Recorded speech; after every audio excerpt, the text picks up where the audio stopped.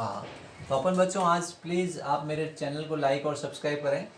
आपको बायोलॉजी कैसी लग रही है, इंटरेस्टेड लग रही है, नहीं लग रही है, आप मुझे बताएं। आज मैं आपको क्या है अग्नाशय ग्रंथि के बारे में बताऊंगा कि अग्नाशय पाचक ग्रंथि है उसका अपन वर्णन करेंगे। अग्नाशय अग्नाशय ग्रंथि के बारे में आप बताओगे, ये एक मिश्रित ग्रंथि होती है। ठीक है, शरीर की एक ही ग्रंथि है जो मिश्रित ग्रंथि है। तो सवाल सीधा पूछा जाता है कि शरीर की कौन सी मिश्रित ग्रंथि होती हैं, तो आपको बताना अग्नाशय ग्रंथि शरीर की मिश्रित ग्रंथि होती है। दूसरी विशेषता, ये शरीर की दूसरी सबसे बड़ी पाचक ग्रंथि है। दूसरी सबसे बड़ी पाचक ग्रंथि है। अब हमारे शरीर में क्या है, पाचक ग्रंथियां हैं, वो यकृत ग्रंथि है, लार ग्रंथि है, और ये तीसरी है जिसका नाम अग्नाशय है। तो ये दूसरी सबसे बड़ी पाचक ग्रंथि होती हैं। इसकी उत्पत्ति भ्रूण के एंडोडर्म से होती है। जो भ्रूण का एंडोडर्म स्तर है उससे इसका निर्माण होता है। तो अग्नाशय को अपन कह रहे हैं पैंक्रियाज। क्या कह रहे हैं? पैंक्रियाज। ये जो पैंक्रियाज है ये शरीर की सबसे दूसरी सेकेंड मिश्रित बड़ी पाचक ग्रंथि है। फिर अपन कहते हैं इसकी उत्पत्ति भ्रूण के एंडोडर्म से होती है। अब अग्नाशय ग्रंथि स्थित कहाँ होती है? ये यू आकार की क्या है, जैसे ग्रहणी है। यू आकार की क्या है? ग्रहणी। इसके बीच में एक पत्तीनुमा या अपन कह सकते हैं अनियमित आकार की क्या होती हैं, ये अग्नाशय ग्रंथि स्थित होती हैं। ठीक है, तो अग्नाशय ग्रंथि को आपने जब देखा तो आपने देखा ये ग्रहणी के मध्य स्थित है। इससे अग्नाशय रस निकलता है, वो किस में आके खुलता है? आपको बताना है ग्रहणी के अंदर खुलता है। अब जब अग्नाशय का अनुप्रस्थ काटते हैं तो इसमें दो तरह की संरचनाएं दिखाई देती हैं। एक इसमें ए श्रेणी दिखाई देती है। अग्नाशय का अधिकांश भाग क्या होता है? घनाकार उपला कोशिकाओं का बना होता है। अधिकांश भाग किसका बना होता है? अधिकांश भाग घनाकार उपला कोशिकाओं का बना होता है। ये जो घनाकार उपला कोशिकाएं हैं, ये घनाकार उपला कोशिकाएं ए श्रेणी का निर्माण करती हैं। ये ए श्रेणी क्या है? बाह्यस्रावी ग्रंथि की तरह कार्य करती हैं, और इसके द्वारा क्या होता है? अग्नाशय रस निकलता है। इसके द्वारा कौन सा रस निकलता है? अग्नाशय रस। ये अग्नाशय रस क्या करेगा? भोजन का पाचन करेगा। ये अग्नाशय रस क्या करेगा? भोजन का पाचन करता है। तो आपने क्या एक्सप्लेन किया? आपने बताया कि भाई इसमें क्या होती है, अग्नाशय के अंदर ए श्रेणी पाई जाती है। ये अग्नाशय का अधिकांश भाग है। क्या है? ये अग्नाशय का अधिकांश भाग है। ये घनाकार उपला कोशिकाओं का बना होता है। ये बाह्यस्रावी होता है और इसके द्वारा अग्नाशय रस निकलता है, जो कि एक पाचक रस है। ठीक है, अब इसका कुछ भाग ऐसा होता है, जैसे अपन इसका अनुप्रस्थ काटा, मान लो अपन इसका अनुप्रस्थ काटा, तो इसमें घनाकार उपला कोशिकाओं से निर्मित भाग को अपन ने क्या कहा? ए श्रेणी।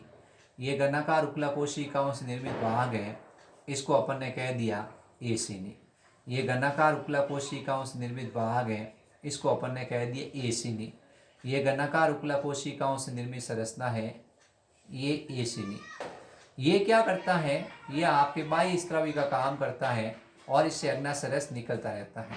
ठीक है, लेकिन इसके बीच बीच में आपको क्या दिखाई देंगे? इसके बीच बीच में आपको लैंगरेंस की दीपिका दिखाई देगी। इसके बीच बीच में क्या दिखाई देगी? लैंगरेंस की दीपिका। अब जो लैंगरेंस की दीपिका है उसके अंदर तीन तरह की कोशिका होती हैं, अल्फा कोशिका, बीटा कोशिका और डेल्टा कोशिका। तो इसके अंदर तीन तरह कोशिका, अल्फा, बीटा और डेल्टा। एक कोशिका का नाम हो गया अल्फा कोशिका, दूसरी कोशिका का नाम हो गया बीटा कोशिका, और तीसरी कोशिका का नाम हो गया डेल्टा कोशिका। तो लैंगरेंस की दीपिका है, उनकी संख्या कम होती है। ये लैंगरेंस की दीपिका है वो अंतःस्रावी की तरह कार्य करती है। ठीक है, और ए श्रेणी किसकी तरह काम करती है? ए श्रेणी बाह्यस्रावी की तरह कार्य करती है। इससे अग्नाशय रस निकलेगा और लैंगरेंस की दीपिका से क्या निकलेंगे? हार्मोन। क्या निकलेंगे? हार्मोन। तो अग्ना लैंगरेंस की दीपिका कहाँ पाई जाती है? अग्नाशय में पाई जाती है। इसमें कितने तरह कोशिका होती है? तीन तरह की, अल्फा कोशिका, बीटा कोशिका और डेल्टा कोशिका। अल्फा कोशिका, बीटा कोशिका और डेल्टा कोशिका। तो लैंगरेंस की दीपिका है, जो लैंगरेंस की दीपिका अग्नाशय के अंदर क्या है? लैंगरेंस की दीपिका। लैंगरेंस की दीपिका में तीन तरह की कोशिका है, अल्फा कोशिका, बीटा कोशिका और डेल्टा कोशिका। अल्फा कोशिका है, इसके द्वारा जो हार्मोन निकलता है उस हार्मोन को कहते हैं ग्लूकागॉन। अल्फा कोशिका से कौन सा हार्मोन निकलता है? ग्लूकागॉन। बीटा कोशिका से जो हार्मोन निकलता है उसका नाम होता है इंसुलिन। बीटा कोशिका से जो हार्मोन निकलता है उसका नाम होता है इंसुलिन। और डेल्टा कोशिका से जो हार्मोन निकलता है उसका नाम होता है सोमेटोस्टेटिन। तो सोमेटोस्टेटिन है वो किससे निकलेगा? वो डेल्टा कोशिका से निकलेगा। बीटा कोशिका से इंसुलिन और अल्फा कोशिका से ग्लूकागॉन। तो अल्फा कोशिका से ग्लूकागॉन हार्मोन निकला, बीटा कोशिका से इंसुलिन और डेल्टा कोशिका से सोमेटोस्टेटिन। ये सवाल सबसे इम्पोर्टेंट है कि इंसुलिन का स्त्रावण किस कोशिका से होता है? बीटा कोशिका से होता है। अल्फा कोशिका से ग्लूकागॉन निकलता है। अब जो अल्फा कोशिका से ग्लूकागॉन निकलता है उसका काम होता है ग्लाइकोजन को ग्लूकोज में बदलना। जो ग्लाइकोजन है जो यकृत और पेशियों में संचित है उसको ये किस में परिवर्तित करता है? ग्लूकोज में। तो ग्लूकागॉन का काम हो गया ग्लाइकोजन को ग्लूकोज में बदलना और रक्त के अंदर जो रक्त है उसमें शर्करा के स्तर को बढ़ाता है। रक्त में किसके स्तर को बढ़ाता है? शर्करा के स्तर को बढ़ाना। और बीटा कोशिका से इंसुलिन निकलता है, ये ग्लूकोज को ग्लाइकोजन में बदलता है। ये ग्लूकोज को क्या करता है? ग्लाइकोजन के अंदर परिवर्तित करता है और रक्त के अंदर जो ग्लूकोज का स्तर है, रक्त में जो ग्लूकोज का स्तर है उसको कम करता है। ठीक है। इंसुलिन की कमी से क्या होती है? डायबिटीज मेलिटस डिजीज हो जाती है। कौन सी हो जाती है? Diabetes mellitus. ये डायबिटीज मेलिटस बीमारी किसकी कमी से हो जाती है? इंसुलिन हार्मोन कमी से। सोमेटोस्टेटिन जो सोमेटोस्टेटिन है वो क्या करता है? इन दोनों क्रियाओं के विपरीत कार्य करता है।